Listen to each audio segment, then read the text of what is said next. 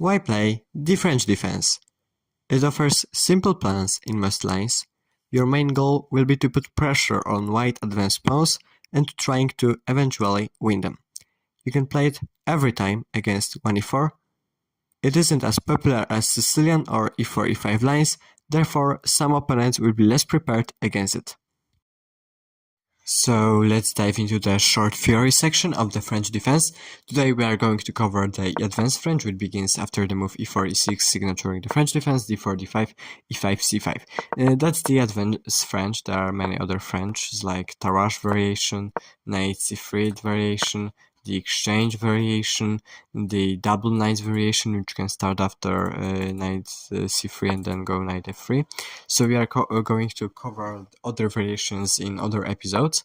e5, c5 is the advanced variation, and here black have a very simple plan. We are trying to attack that weak d4 pawns with our knight, with our queen, with our other knight. So that's our plan.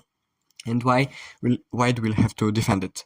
The only move here is knight c3, knight c6, knight f3. So you can see that we are realizing our plan. We are attacking this d4 pawn currently with our pony. And also we are putting pressure on e5 pawn if this d4 pawn will be taken. So if we will get this d4 pawn, the whole position for white collapses. That's why the plan is very simple and easy to execute. Therefore, I think French defense is the best weapon for black at low elo. Queen b6 is the move that I like very much because it threatens to grab the b2 pawn. If, for example, bishop moves, you can just take b2 and you are absolutely winning. And also you are putting more pressure on d4 and f4 diagonal. That's why Queen b6 is developing move and putting pressure on both targets. That's insanely good. And here white have a few responses. The most common will be bishop e2. And you are going to capture in the center and go this very typical French maneuver, knight ge7, knight f5. And you are going to pretty much take this pawn with 3 attackers. Also, you can develop the bishop with check if you want. The most common move here is actually the blunder, short castle. Short castle almost loses on the spot because knight f5 just grabbing the pawn, and this e5 pawn will collapse, and you are going to infiltrate here, and whole position for white collapses. You gain total center control, and you have very simple plans to execute your advantage. The only continuation here for white is knight e3, which is not very common to find that moves on the board without any theoretical preparation. After knight f5, they are going to play knight c2, and as you can see with that maneuver, they are defending the pawn. It's very hard to spot. And still, you have pretty cool plans, like you can play bishop d7, rook c8, develop your bishop here, short castle, and undermine the center with f6, so you have pretty simple plans, easy to execute. That's very important. e3 is another attempt that white can try, but here c4 shuts down the b4 possibility.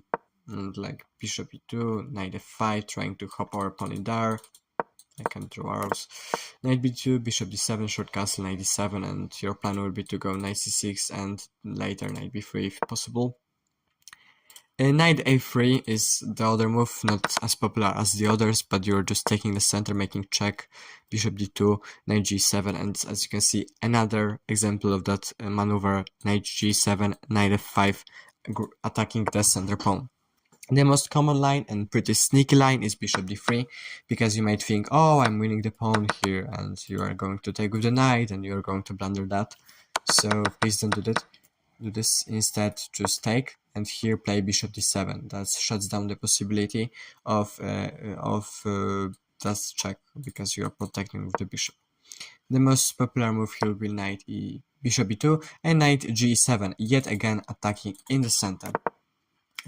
Short castle, knight f5, and for example, you're absolutely winning, so here white have to play again this knight a3 maneuver, and the position will continue. And here you have even simpler plans, because you can play knight b4, trying to attack this pony and grab it with the bishop with check. You can play rook c8, you can play short castle. You have many motives. And that's pretty much all in the advanced variation. You have to remember that you are not ready to play the French yet, because you have to know the other variations. So wait for my episodes or watch them somewhere else. And pretty much that's how you play the advanced variation in 5 minutes. Thank you for watching, like and subscribe if you can. That will be helpful. Bye.